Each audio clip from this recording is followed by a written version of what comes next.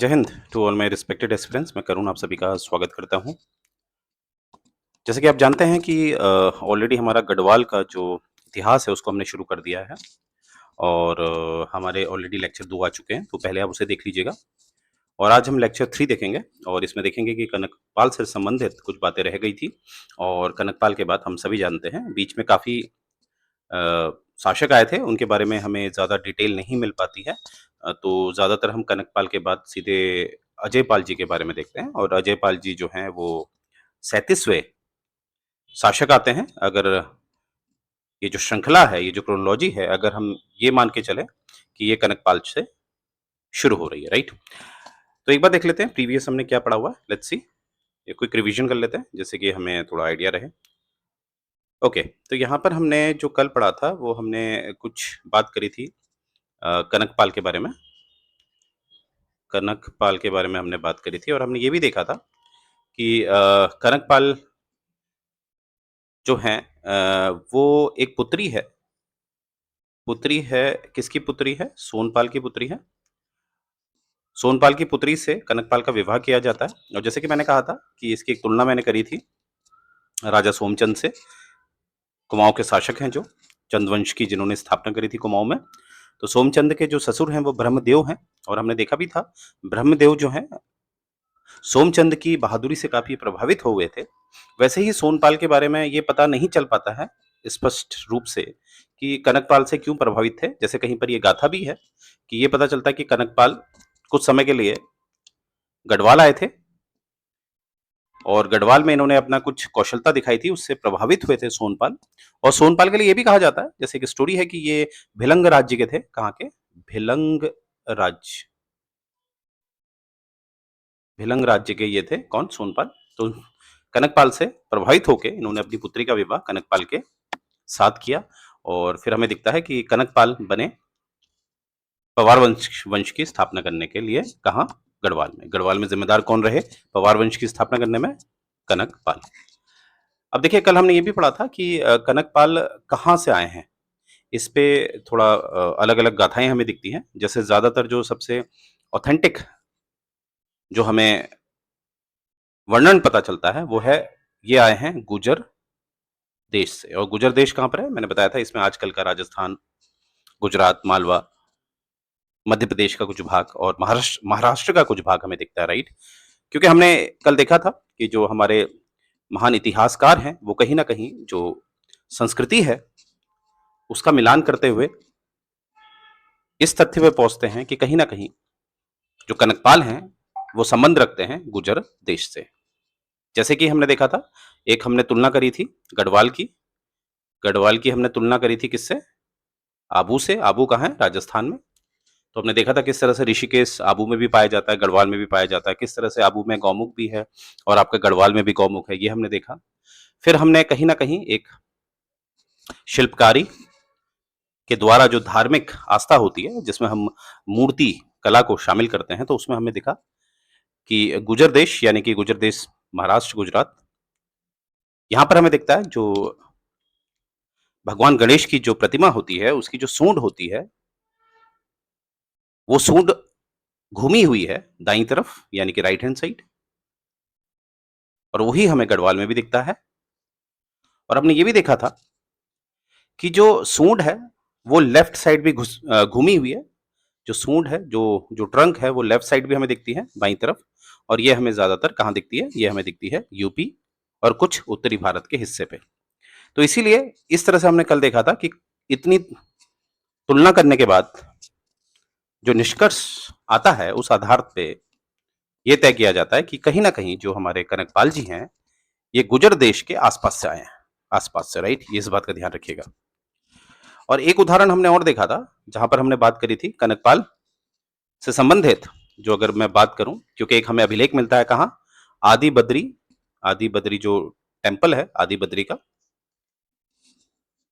तो आदि बद्री जी का जो टेम्पल है, जो भगवान विष्णु को समर्पित है, तो वहाँ पर जो हमें मंदिर शैली दिखती है, वो कौन-से स्टाइल की दिखती है? वो सोलंकी स्टाइल की दिखती है।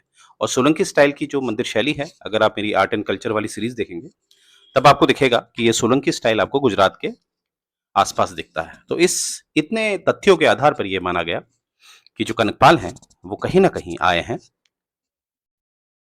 गुजरात या राजस्थान या मध्य प्रदेश या महाराष्ट्र के किसी क्षेत्र से, क्योंकि गुजर देश में ये सभी जो आजकल के राज्य हैं ये शामिल है, राइट। तो इसीलिए ये बात आपने याद रखनी है। अब देखिए, यहीं पर मैं आपको एक बात बताना चाहता हूँ। जैसे यहाँ आदि बद्री मंदिर का नाम आ रहा है, ठीक है, यहाँ पर आप देख पा रहे होंगे आदि बद्री। तो यहाँ पर जरा बात एक बार चर्चा कर लेते हैं कि आदि बद्री जो है, जैसे हम सभी जानते हैं, हम अभी चर्चा करेंगे आदि बद्री के बारे में, आदि बद्री जो मंदिर है, क्योंकि ये आपके एग्जाम के लिए बहुत जरूरी है। तो देखिए, जैसे कि हम जानते हैं, गढ़वाल में और खासकर अगर मैं बात करूं चमोली में, आपको दिखेगा कि बद्रीनाथ के अलावा आपको 6 अन्य बद्री मंदिर दिखते हैं, 6 अन्य बद्री मंदिर दिखते हैं। जैसे एक तो मुख्य है आपका बद्रीनाथ, राइट। अब बद्रीनाथ के अलावा भी 6 अन्य हमें मंदिर दिखते हैं, और वो याद करने का एक तरीका है जो मेरा निमोनिक है, अगर आपको पसंद आए तो उसे आजमा लीजिएगा। तो हमने याद रखना है, निमोनिक है हमारा बड़ा बड़ा विष्णु, बड़ा विष्णु, यस, ठीक है, बड़ा विष्णु। जैसे आप जानते ही हैं, कहीं ना कहीं इस बात पे काफी बहस रहती है कि बड़े विष्णु हैं, और कहीं पर यह मान्यता है कि बड़े शिव हैं। तो ये एक बहस का मुद्दा है, इस पर हम चर्चा नहीं करेंगे। तो यहाँ पर हमने एक निमोनिक की तरह इस्तेमाल कर रखा है, बड़ा विष्णु, यस। तो बी से है आपका, अब इसमें हम देखेंगे बी से है आपका भविष्य बद्री, भविष्य बद्री, और बद्री सभी में आएगा। ए से है आपका अध्र अर्ध सॉरी अर्ध बद्री, अर्ध बद्री। डी से आएगा आपका ध्यान बद्री। फिर ए से आएगा आपका आदि बद्री। फिर वाई से आएगा आपका, सॉरी वी से आएगा आपका वृद्ध बद्री। फिर वाई से आएगा आपका योग, इसको यहां लिख लेते हैं, एक सेकेंड, वाई को यहां लिख लेते हैं, योग बद्री, या योग ध्यान बद्री भी कहा गया इसको, योग ध्यान बद्री। तो ये बात याद रखिएगा कि बद्रीनाथ के अलावा हमें 6 अन्य बद्री हमें दिखते हैं, बद्री मंदिर दिखते हैं। बद्री से तात्पर्य है विष्णु जी। तो यहाँ पर आप देख पा रहे होंगे बड़ा विष्णु, यस, बी से भविष्य, ए से अध्र, डी से ध्यान, ए से आदि, वी से वृद्ध, माफ कीजिएगा, और वाई से है आपका योग ध्यान बद्री, ठीक है। इस बात का आपने ध्यान देना। तो आइए अब मुख्य चर्चा पे आते हैं। तो इतना मुझे उम्मीद है आपको रिवीजन आपने कर लिया है। अब आगे देखते हैं, बात करेंगे कनकपाल के डेट ऑफ एक्सेशन की, यानी कि ये गद्दी पे कब बैठे हैं। तो ऑलरेडी हम डिस्कस कर चुके हैं, इसमें थोड़ी विडंबना है, क्योंकि जो हमारे एक लेखक हैं, महान लेखक हैं पंडित हरिकृष्ण रतौरी जी, जिनकी काफी प्रख्यात किताबें हैं, जिसमें से है गढ़वाल का इतिहास और गढ़वाल वर्णन, जो हमने चर्चा करी थी प्रीवियस वाले में। तो इसीलिए हमें दिखता है कि जो किताबें हैं, दोनों ही किताबें जो हैं, एक है आपकी गढ़वाल वर्णन, ये आप देख पा रहे होंगे, एक सेकंड चेंज कर लेते हैं इसकी, ओके, ये आप देख पा रहे होंगे गढ़वाल वर्णन जो है, ये किताब भी लिखी है पंडित हरिकृष्ण रतौरी जी ने। और यहीं पर हम देखेंगे गढ़वाल का इतिहास, वो भी लिखी है किसने, पंडित हरिकृष्ण रतौरी जी ने। अब देखिए, ये जो किताब है, जो गढ़वाल वर्णन है, इसके हिसाब से रतौरी जी कहते हैं कि जो कनकपाल है वो आए हैं 688 में, यानी कि ये गद्दी पे बैठे हैं 688 में। कहा, चांदपुर, जैसे आपने सुना ही होगा, चांदपुर गढ़ी काफी प्रसिद्ध किला है, जो आपके कर्णप्रयाग के पास है। कर्णप्रयाग मतलब चमोली जनपद पे है ये। और यहीं पर हम देखेंगे कि यहाँ पर हमारे जो रतौरी साहब हैं, वो बताते हैं कि कनकपाल आए हैं धारानगरी, जो कि कहाँ है, मालवा। ये आप देख पा रहे होंगे, कब आए हैं, 688 में। और उन्होंने अपना साम्राज्य स्थापित किया है कहाँ पर, चांदपुर पे, या चांदपुर गढ़ी, यहाँ पर एक बड़ा प्रसिद्ध किला है, राइट। और यहीं पर हमें दिखता है कि दूसरे में जहां वो बात करते हैं गढ़वाल के इतिहास किताब की, तो ये जो गढ़वाल का इतिहास किताब है, इसमें जो पंडित हरिकृष्ण रतौड़ी हैं, उसमें कहीं ना कहीं यहाँ पर इनका सहयोग करते हैं भक्त दर्शन भी। तो इसीलिए यहाँ पर हमें दिखता है कि जो पहले इन्होंने 688 बोला था, 688, यानी कि 7वीं शताब्दी, अब इसको ये बोलते हैं 888, यानी कि 9वीं शताब्दी।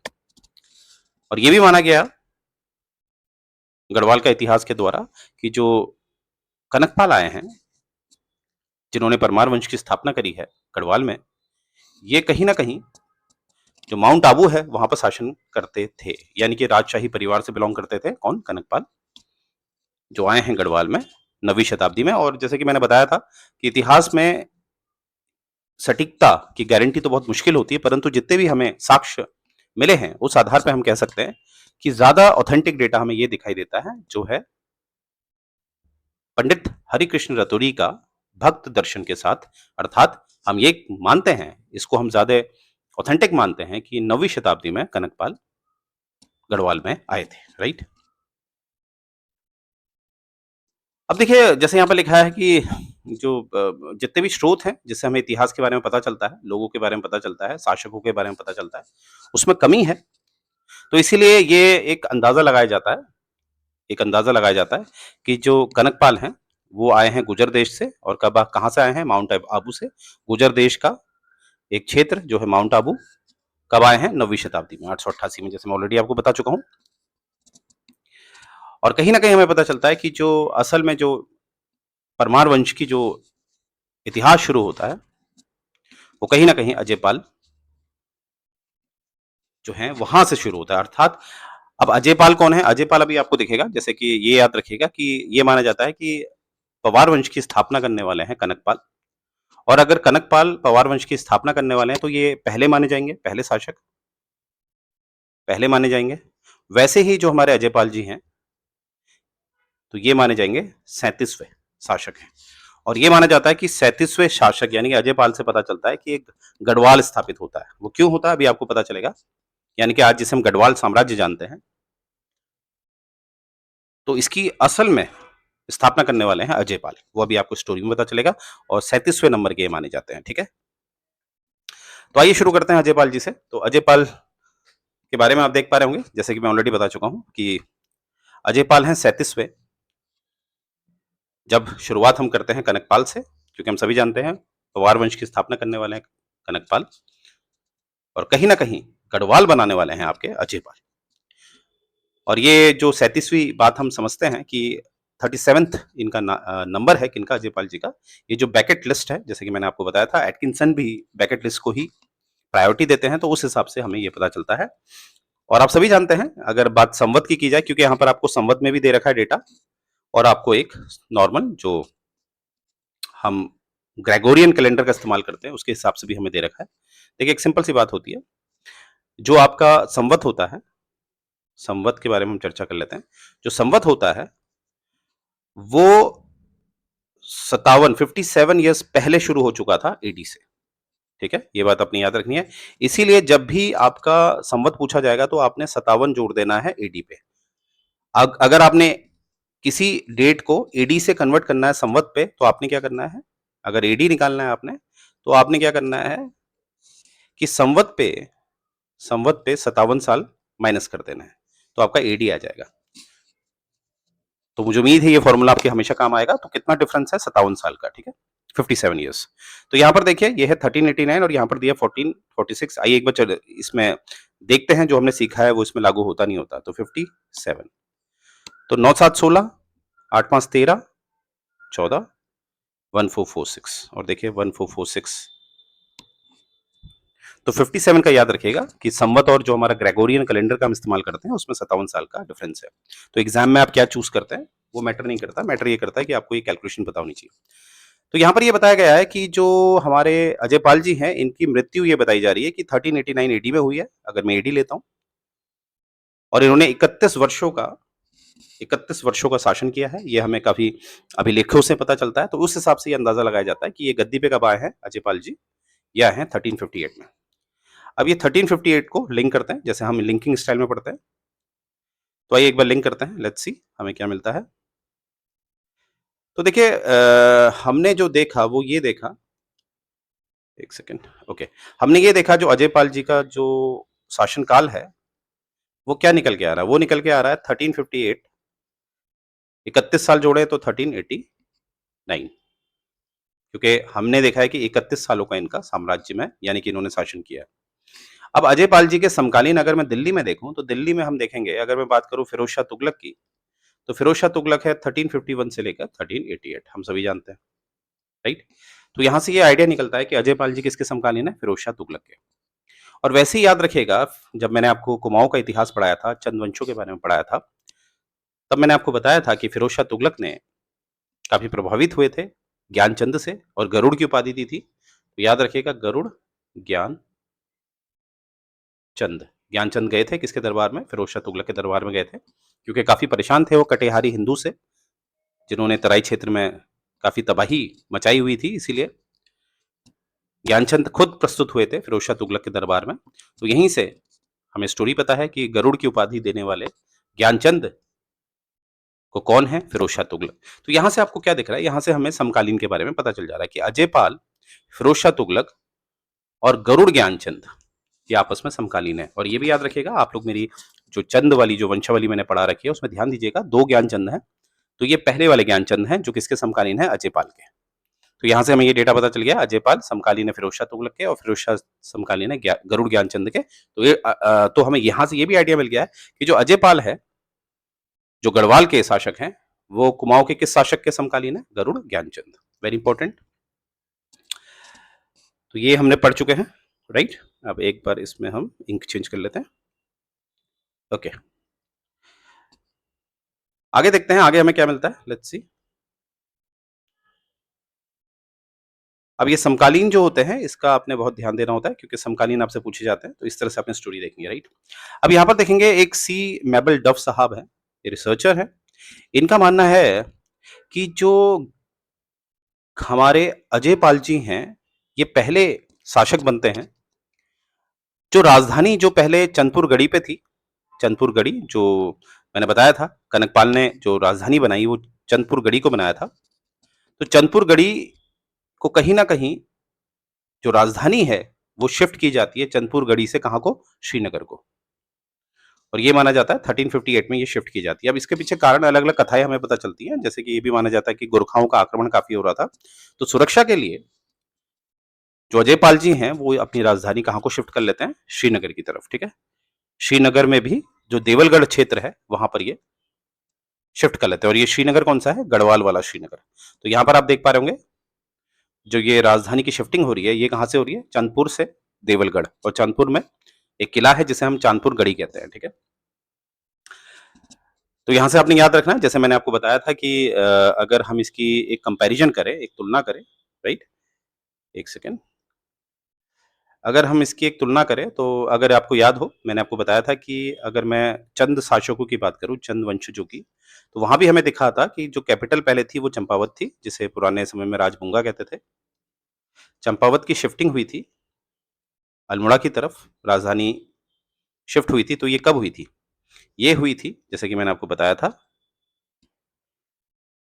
सेकेंड बैटल ऑफ पानीपत जो 1556 में हुआ था, उसके 7 वर्षों के पश्चात, अर्थात 1563 में हमें दिखा कि जो राजधानी है वो चंपावत से अल्मोड़ा में स्थानांतरित की गई। वैसे ही अब अगर हम अभी यहाँ पर देखें, कहाँ पर, ये पवार वंश में हम देखें, तो हमें क्या दिख रहा है कि राजधानी जो पहले चांदपुर में थी, और मैंने पहले भी बोला चांदपुर में एक प्रसिद्ध किला है चांदपुर गढ़ी, तो चांदपुर में जो राजधानी थी उसको शिफ्ट किया गया कहाँ, देवलगढ़ में। देवलगढ़ जो है आपका गढ़वाल श्रीनगर में। तो ये राजधानी शिफ्ट करने वाले कौन है, ये राजधानी शिफ्ट करने वाले हैं अजयपाल। और मैंने बताया इसमें काफी कहानियां, माफ कीजिएगा, इसमें काफी कहानियां हैं जिसमें हमें पता चलता है। उनमें से एक कहानी है कि गोरखाओं से बचने के लिए ये कार्यक्रम किया गया, ये शिफ्टिंग, ये स्थानांतरण किया गया। और यहाँ पर जो शिफ्टिंग करने वाले हैं चंद शासकों में, तो यहाँ पर नाम आता है बालो कल्याण चंद का, ठीक है। तो ऐसे लिंकिंग करके ये फायदा होता है, हमारा रिवीजन भी हो जाता है। तो ये बात आपने याद रखनी है, वेरी इंपॉर्टेंट पॉइंट। तो यहाँ पर वही बताया है, चांदपुर से देवलगढ़ी, जो मैंने पूरी स्टोरी बता दी है। और जो देवलगढ़ है ये 8 से 9 किलोमीटर के आसपास, माफ कीजिएगा 809 माइल्स, यानी कि 12 किलोमीटर के आसपास ये श्रीनगर से दूर पड़ता है, राइट। ये बात आपने याद रखनी है। और श्रीनगर कौन सा है, ये गढ़वाल वाला।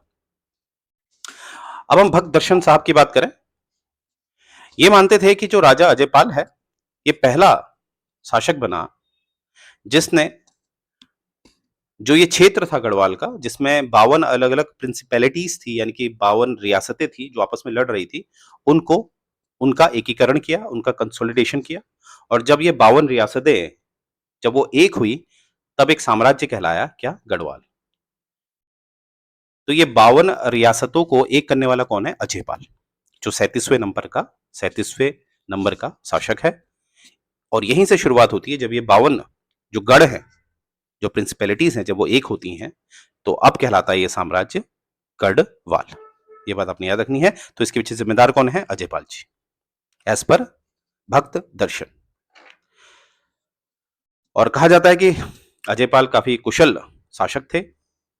और एक कवि है जिसका नाम है भारत, उसने एक अपनी रचना की है मनोदय। तो यहां से याद रखना आपने कि मनोदय किसने लिखी है? भारत ने। और इसी मनोदय में हमें दिखता है कि अजयपाल की जो कौशलता है उसके बारे में चर्चा की है किसने? भारत कवि ने। और वहीं पर हम देखेंगे जो देवलगढ़ है, जैसे कि मैंने बताया था, राजधानी का स्थानांतरण किया किसने? अजयपाल ने। कहा? देवलगढ़ में। तो देवलगढ़ में एक विष्णु जी का मंदिर है, उसके सामने हमें दिखता है एक मूर्ति दिखती है, वो राजा अजयपाल जी की है। और वो किस पोस्चर में है? वो है लोटस पोस्चर में। तो आप देख पा रहे होंगे, ये है आपके। इस तरह से हम अजयपाल जी को एक कल्पना कर सकते हैं, और इस तरह से ये होती है लोटस पोस्चर, राइट। तो आपसे क्वेश्चन पूछा गया है, ये पूछा भी गया है कि देवलगढ़ में जो विष्णु जी का मंदिर है उसके सामने किस शासक का चित्र है, या वो शासक किस पोस्चर में है? तो पोस्चर है लोटस पोस्चर, और किस शासक का चित्र हमें मिलता है? वो है Ajaypal ji. Very important, right. तो मुझे उम्मीद है ये डेटा आपको पसंद आया होगा, और कोशिश की थी मैंने कि इसको लिंक कर करके आपको पढ़ाऊं, जिससे कि जो भी मेरे नए एस्पिरेंट्स हैं, जिनको इतिहास थोड़ा डर लगता है, तो उनको समझने में आसानी हो, राइट। तो अगर आपको मेरा ये प्रयास पसंद आता है तो आप लोग लाइक करिए, सब्सक्राइब करिए और शेयर करिए, जो कोचिंग की फीस नहीं दे पाता है, राइट। तो यहीं से मैं सेशन एंड करने जा रहा हूँ। जय हिंद गाइस।